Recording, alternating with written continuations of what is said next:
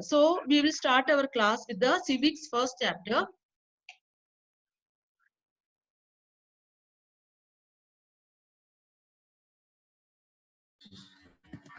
Okay, all of you just watch this carefully. The first slide, I will keep it in the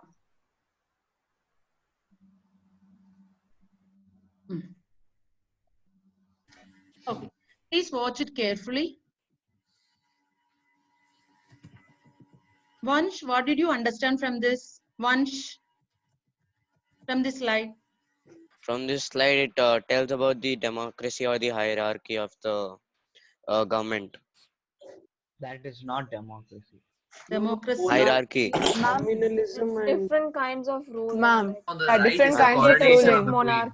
Yes. There's monarch, then there's Dictator. dictator, Dictator. then there's like what we have. Democracy, then what's the other one? Constitutional monarch. Exactly, very good. Ma'am, Nitya? absolute monarchy and constitutional Constitutional monarchy. monarchy, and we have dictatorship, and the center Dictatorship. we have the people with their representatives. So that is Democracy. democracy. So this is the political systems of the world. Is that clear? Yeah, Different ma'am. political systems of the world. We have monarchy, dictatorship, absolute monarchy, and even constitutional monarchy is given. And we have the democracy. So, Band karo. so the first chapter what we are going to learn in civics, democracy. What is democracy? Why democracy? Sanjana, just tell me your ideas on democracy. What did you learn in your lower class about democracy? About democracy. Ma'am, government of People have right to No, vote. no, People by the let people her for answer. the Let her answer. Others, just listen. Ma'am, people have the right to vote their own leader, and also it allows them to make their choices on who to vote and all that. That lies in the people's hands. And what else? Okay, okay, good. Uditi, can you Ma'am, add? it is for the people, by the people, and Of the people. from the Who has given this definition? Who has given this definition? Abraham Lincoln. Exactly, Abraham Lincoln. So here our chapter is about what is democracy, why democracy. So we are going to learn more detail. Actually, 9th grade civics textbook is about democracy only. We will be learning in a more broader manner. Okay, we have just learned in the previous grades just the definition of democracy. Now we will be learning more detail about what is democracy. See, you can see the major aspects what we are going to discuss in this particular chapter is, where did the word democracy originate?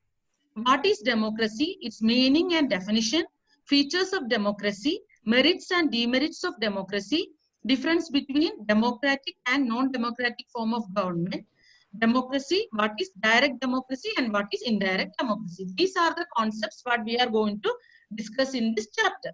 Okay, so the chapter is very, very easy for you. So the first we are going to learn about, where did the word democracy originate? Do you have any idea about that? Sujan? Sujan? Wait, ma'am, I'll just search it up in Google. Huh? ma'am, it's some Greek word or something. Maybe. Yeah, it's a Greek word. It's a Greek word. Yeah. Correct, correct. So It's democracy. always either Greek. Yeah, democracy. Yeah. Okay. So the word democracy is derived from the Greek word demos, meaning people, and kratos, power or rule. So from this we will understand that democracy means rule by the people. Who is important here? People. Okay. So the word democracy is derived from the Greek word demos, and demos meaning people, and kratos, it means power or rule. Okay, Tanvir, listen. Democracy is derived from the which word? It is demos and kratos. Demos means people, what is the meaning? means power or People rule. and power. Kratos means power or rule. Okay, so that is the second slide. It's showing the definition of democracy. So as Uditi has told me, the Abraham Lincoln's definition is also given at the last of this slide. You can see democracy is a government of the people, by the people, and for the people. So here we can define democracy as it is a form of government in which the rulers are elected by the people. Is that clear? The rulers are elected by the people. Democracy is a form of government in which the rulers are elected by the people. So here we have to specify certain words from this definition. Who are the rulers? Whether these rulers are from hereditarily they will come to power, or who are these rulers, and what kind of election, whether we can do malpractices or dirty tricks as politicians will do, we can see. So what kind of election will termed as democratic election, and who are the people are having the right to vote, and what kind of form of government we will form after the election. So here you can just note down the definition of democracy. Please note it down, all of you. Please take out your rough notebook or something. Please note it down. What is the definition of democracy? Democracy is a form of government in which rulers are elected by the people. Democracy is a form of government in which rulers are elected by the people.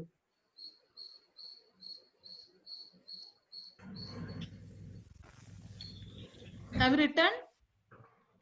Yes, ma'am. Ma'am, 2 minutes, ma'am. 1 minute, not 2 minutes. Okay, 1 minute. Fast, Atharva. Yes, ma'am. Ma'am, what's the chapter's name? Oh my God. What is democracy? Why democracy? What is democracy? Why democracy? What is democracy? Why democracy? Okay, ma'am.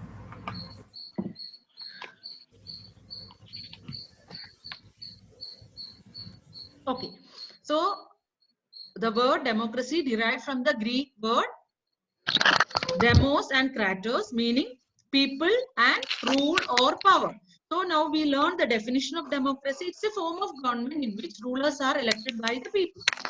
Now we are going to learn about the features of democracy. What are the features? Actually, we can understand that by 1999, almost 129 countries of the world are democratic countries. But few countries are, though they are not democratic, but they are pretending as they are democratic. So when we are learning the features of democracy, then we will understand actually what is democracy.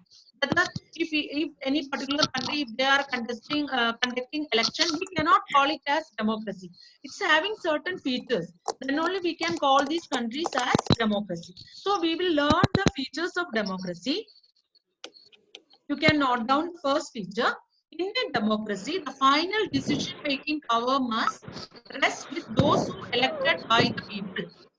So the first definition, feature of democracy is, in a democracy, the final decision-making power must rest with those who elected by the people. So the people are, pardon me? Do we have to write down these points? Yeah, first definition you write down. First definition, first feature you can write down now. Yes. In a democracy, the final decision-making power must rest with those who elected by the people. Ma'am, is the president part of the democracy? It is a? Is the president part of the democracy? The president also. But then we don't vote for the president. President is indirectly elected in India. Indirectly elected. He is also elected. See, we can call India is a republic country. Democratic and republic. Democratic means we are electing our representative and they are administrating us. But here republic means that from the higher post to lower post, all are elected in India. So president is also elected. President is elected indirectly. They are president is elected by whom? The government officials. Electoral college. Electoral college consisting of lower house, upper house, and legislative members. MLAs and MPs. Okay, Siddharth. Ma'am. Now, the first feature of the democracy is final decision-making power must rest with those who elected by the people. And the second definition, a democracy must be based on free and fair election. that shows that the ruling party is also having the equal chance or fair chance of losing the election. That is very, very important. If we want to call a particular country as democratic country, it has to follow free and fair election. So a democracy must be based on free and fair election. That is the second feature. Soham is not writing anything. Ma'am, I took a screenshot. Easy. Okay. So democracy must be based on free and fair election, where those currently in power have fair chance of losing the election. Okay. That means that we cannot use much malpractices or dirty politics, dirty tricks to win the election. It has to be properly in a proper manner. It has to conduct. We know that election in India is conducted by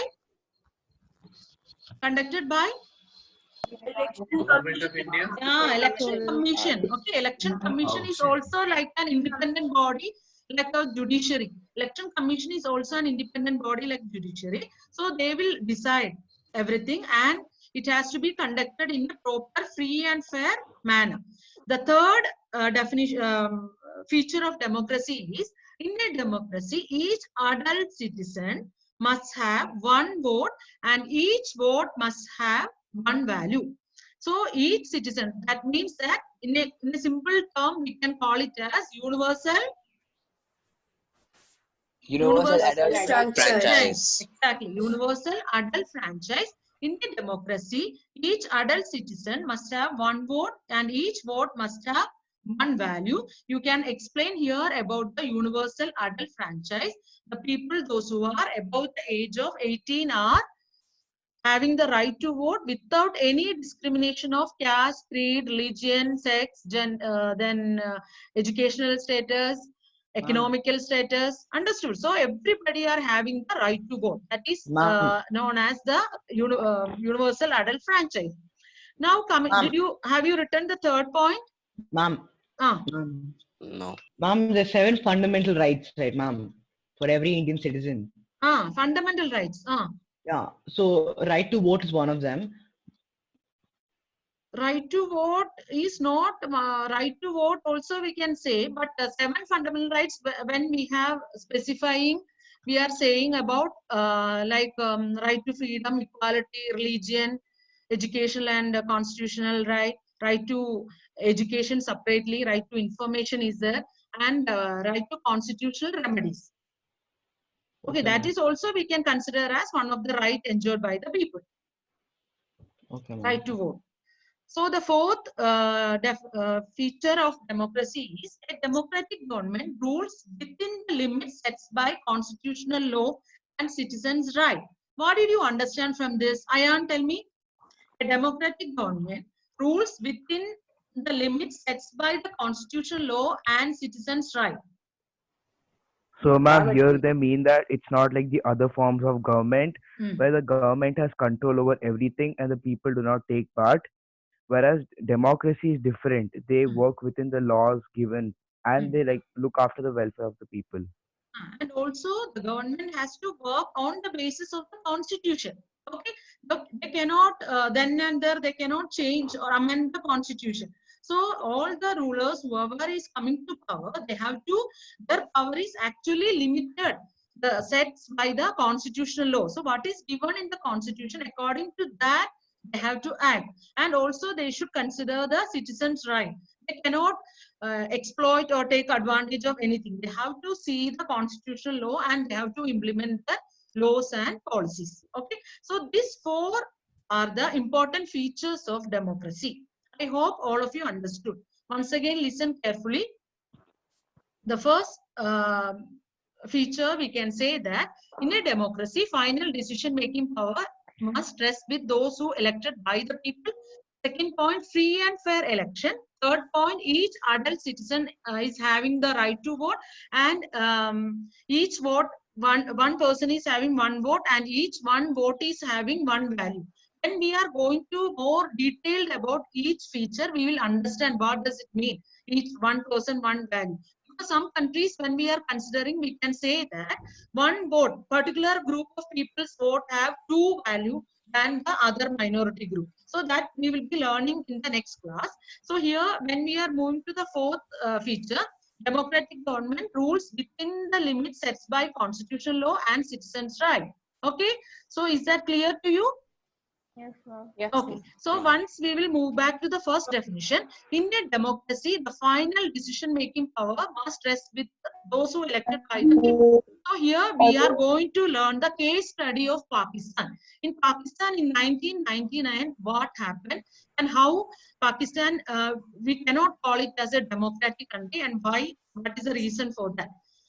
So here we are going to learn about the case study of Pakistan.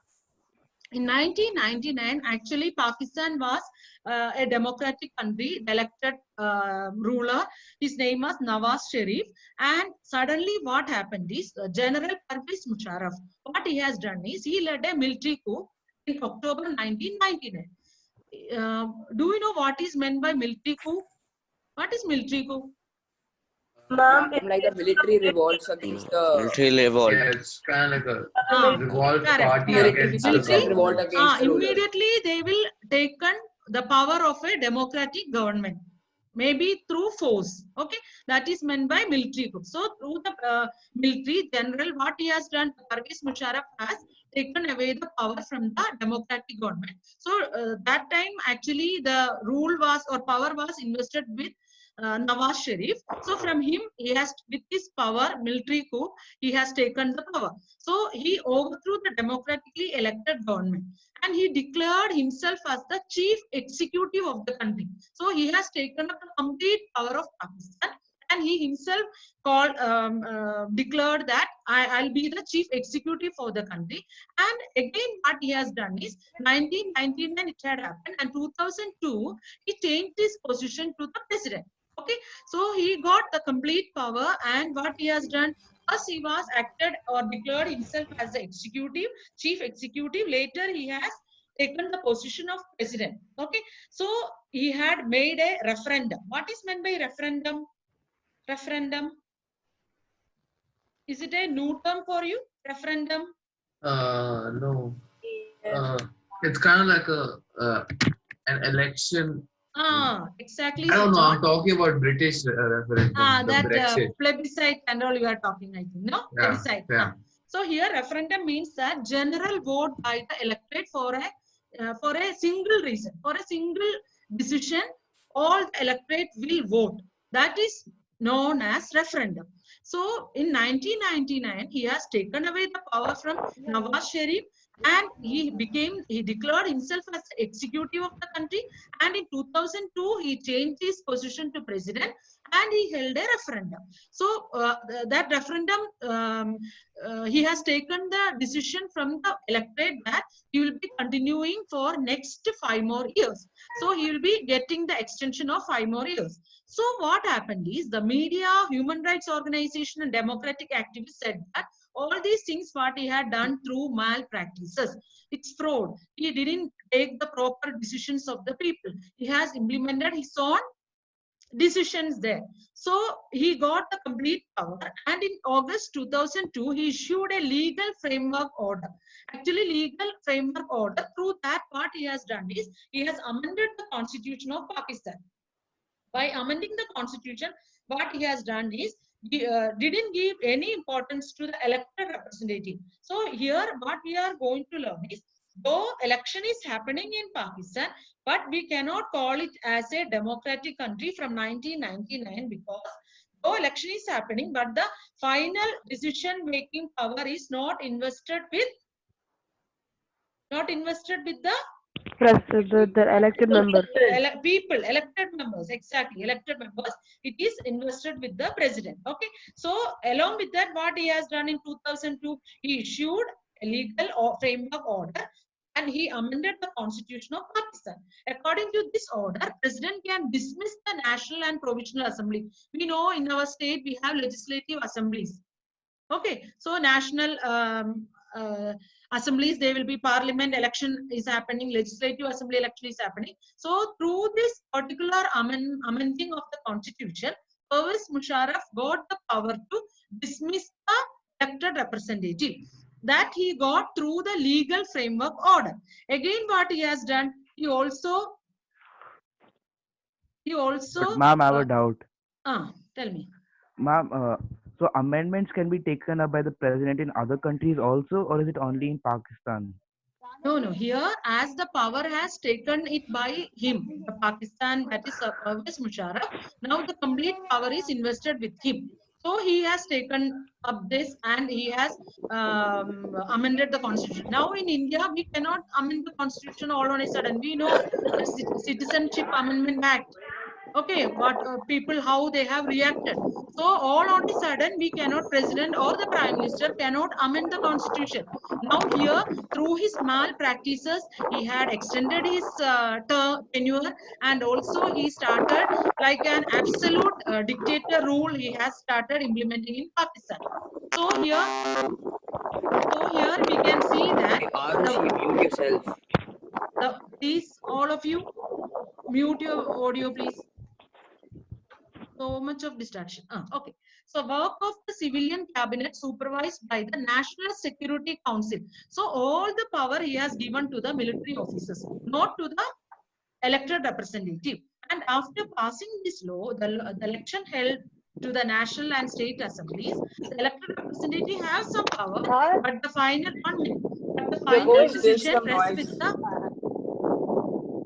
decision rests with the military officers and General Pervez Musharraf. Tanveer, just mute your audio. Mute it. Tanveer. Yes, ma'am. Ma'am, even tell Arushi too, ma'am. From that time, noise is coming.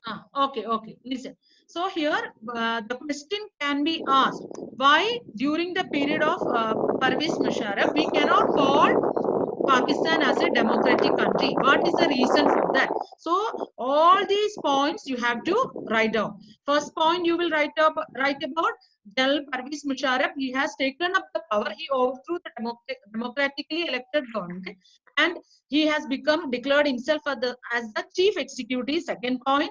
And third point you will be explaining about, he changed his position to president, and also through referendum he extended his tenure to 5 more years, and media and other human rights activists has opposed this, and they have called it as malpractices or fraud. And also he had amended the constitution through legal framework order. Through this legal framework order, what he has done is, he has appointed a National Security Council. All of you see the first sentence given in the slide. The work of civilian cabinet is supervised by the National Security Council, dominated by the military officers. That means that he has given the power to military officers under him. So the elected representative, though they are having some power, but the final decision is with the military officers and by the General Pervez Musharraf. Is that clear to you? Is that clear? Yes, ma'am. So just listen once again. The first feature what we have learned in a democracy, the final decision making power must be with the people, those who are elected by the people. So do you think that Pakistan can be called as democratic country during the time of Pervez Musharraf? No. No, we cannot call it as Nidhi, just tell me why we cannot call Pakistan as a democratic country during the period of Pervez Musharraf. Because the power wasn't with the elected representatives. What he has done? It's He not a 1 mark overthrew them. question, it's a 3 mark question. What he has He done? overthrew them. He became the president. Became the president, and he extended his tenure, and he has amended all these are key points for you. Okay, he has amended the constitution, and he had made it as legal framework order. Through that, what he has done, he had made the National Security Council, which was dominated by the military officers, and the final decision making is invested with the president and the military officers. And ma'am, also he was not elected by the people. So people are elected by the people, representatives are there, but they don't have any power. They have certain power, but the whatever decision they are taking, actually the final decision will be taken by the General Pervez Musharraf. Actually for 10 years he was there as the president of like 1999 to 2008, I think he was there as the president of Pakistan. Okay. Ma'am, is Pakistan now is a democratic country? Now it's a democratic. So today, what is your assignment? What I'm going to do is you just Google search which are the countries can be called as democratic, which are the countries are coming under democracy, and which are the countries are absolute monarchy, constitutional monarchy, dictatorship. All these you just make a list. You will just though it is not part of. Though the question won't be listen, though the question won't be asked from this, but still for your general knowledge, it is better to search for all these topics. Ma'am, it's all very basic. Ma'am, is it okay if we write the countries only with the other forms of government and not democracy? Like democracy, as we know, 129 by 1999, and now we can see almost only few countries are left over. So you can just find out which are the few countries. China, absolute monarchy. North Korea. North Korea. Saudi Arabia, Nepal. China.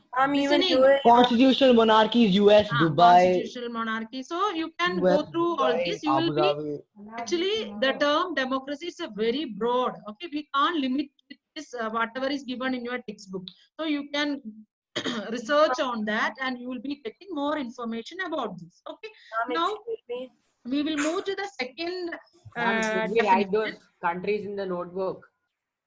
In that A4 sheet you write down in the A4 sheet. I will give actually the homework or the assignment. We'll be sharing you the Google Drive. Okay, in that you will understand. So I today after class only I will be. Okay, tell me. Ma'am, so like we should write the country. No. This assignment is just you for your knowledge. You just understand what is that. Okay, no need to write down anything. You just search and understand what are the countries are. Okay, that's all. Okay. Now coming to the next. Could you just tell what's the assignment once again? There in the textbook. Pardon me. Could you just say what's the assignment once again?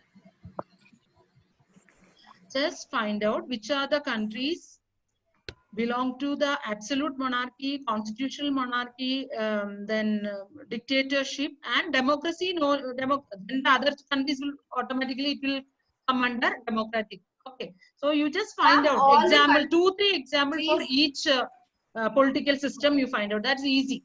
3 examples for each political system. 3 or 2. That's enough. Okay. Okay, ma'am. Now coming to the next feature. Democracy must be based on a free and fair election, where those currently in power have a fair chance of losing. So in India, we know that when we are having the election, 100% we know that the ruling party are also equally, they are also getting the chance to lose the election. So we are conducting the election in a free and fair manner. But we can see that in certain countries, elections are not conducted in a free and fair manner. So here we will go to the case study of China. Okay, we'll go to the case study of China. In China, what is happening? What do you know about China actually, the political system of China? It's communist government. You did correct, communist government. And there also, are like 20 or some parties and they all form the Chinese Communist Party. No, they all actually we can call it as a single party. In China, they have only a single party system. In India, we have multi-party system. In America, USA, which party system? Bi-party. So 2-party system. Okay. So each party system is having its own advantages and disadvantages. Bi-party. So here in China, we can say that single party system.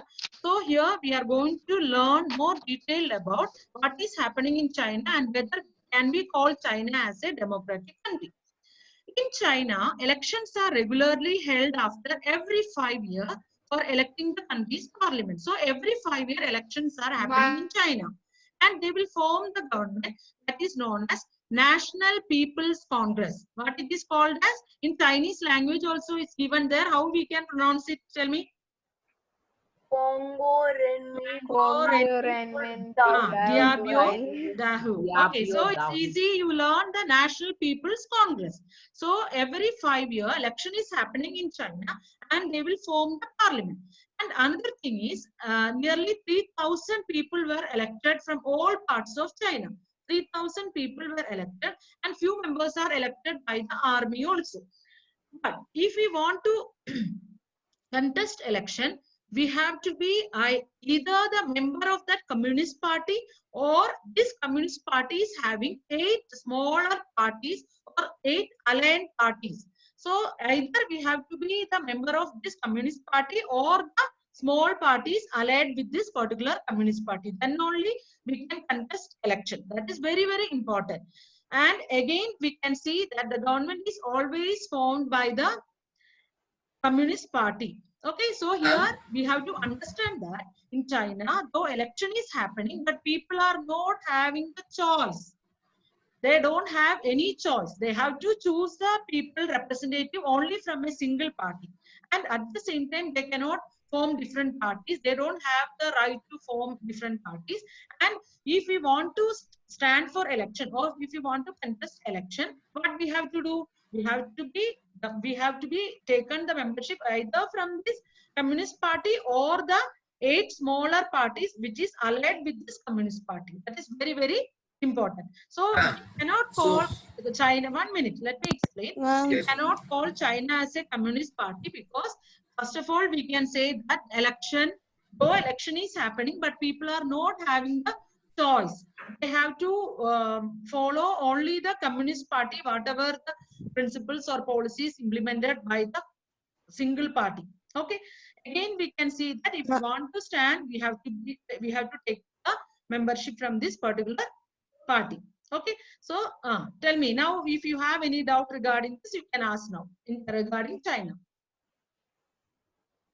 Ma'am, John, how is it like if these people just go and try to elect? They'll be go for the election, and then there'll be a polling booth, and only one name will be there, and they have to click that name. No, election will happen as how it is happening in India.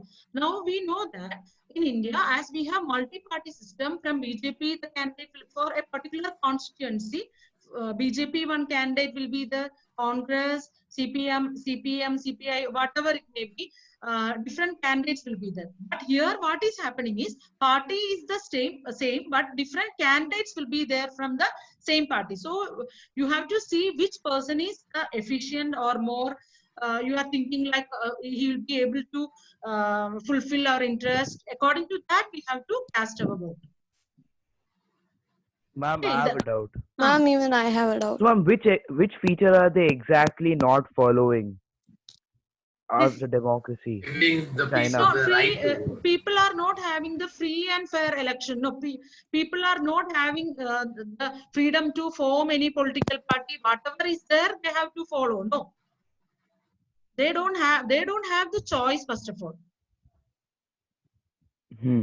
Okay. Then what is the use for them to vote? Anyway, they're gonna vote one party. Then that is, they can select the best person. That's all. So all of them are in one party, and different people. So that is the important thing. They can choose the best person, whoever is there in that particular constituency. That not based on the party. Not based on political, but still we can say that smaller parties are there. They are also allied with the Communist Party. Okay, 8 smaller parties are also there, but they are allied with the Communist Party, and this Communist Party only will form the government. The government, last sentence is very important. The government is always formed by the Communist Party. You can see in Mexico also, whether we have time to continue or. Okay, so now we will move to Mexico. Mexico also, there is no free and fair election. What is happening in Mexico? Since its independence in 1930, Mexico holds election after every 6 years to elect the representative. So here the country has never been under military rule or dictator rule. Where election is happening, not like Pakistan, it's not under any military rule or dictator rule. Election is happening. And always we can see that until 2000, all election is won by a single party, one particular party, that is called as PRI. We can IRP. This is actually PRI is given in a Spanish full form, that is Partido Revolucionario Institucional. So from that only they have taken PRI. But when we are writing, you should write like Institutional Revolutionary Party. So though opposition parties are there, but still the election will be won by PRI. So what will be the reason? They will use so many dirty tricks. What are the tricks? It is very, very interesting. The people, those who are working under government, they have to definitely vote for PRI. Second thing is that government teachers and others, they have to force the parents to vote for which party? PRI. Again, we can see that media and all the other communication, they will support this ruling party, PRI. Media ignored the activities of opposition party except to criticize them.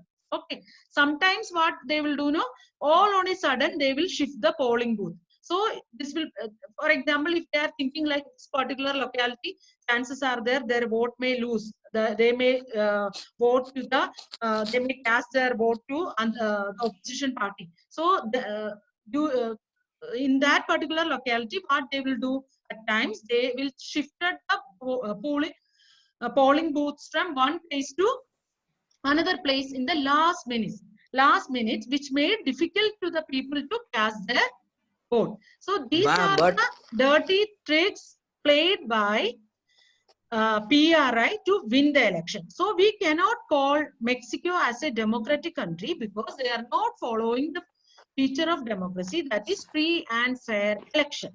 So in Mexico, election is not happening on a free and fair manner. People are not having the they can express or they can cast their vote, but they are under force. They have to vote only for this particular political party, and always they are winning the Don't these people get caught, like moving the booths and all? Don't those people get caught and sent to jail or Actually, something? they are the ruling party. No, I told you when I have explained the feature, free and fair election means that the ruling party is also having the equal chance of losing the election. Yeah. Ruling party also should have. That means that they don't have. The election commission should take complete control over election. But that is not happening in Mexico. In Mexico, the ruling party is deciding what to do, how to do all these things. But ma'am, okay, ma'am, not like the opposition party is going to sit and let them do whatever they want. No, they're going to come in between, make arguments, go to court. Exactly. They're not going to sit quiet. Pardon me? Pardon? The opposition party, file a case against them. Exactly, they won't sit quietly, ma'am. No, here we can say that once the government is set up, they have the complete power. See, we know that each country is having its own constitution and its own policies and programs. No, so here when we are considering Mexico, we can say that though the election is happening, but the complete power is with the PRI or Institutional Revolutionary Party. We cannot say that they are not doing anything supportive or they are not fulfilling the interest. They are fulfilling the interest also. Along with that, always this party has to come to power. That is their idea. That is why they are using all these tricks to win the election, and they will always criticize. If any criticism the opposition party is making, only that they will be focusing. Anything else for the betterment of the people, the opposition parties, that never the media will focus. Okay, so all these are the problem what the Mexican people are facing. So we cannot call it as Mexico as a democratic country.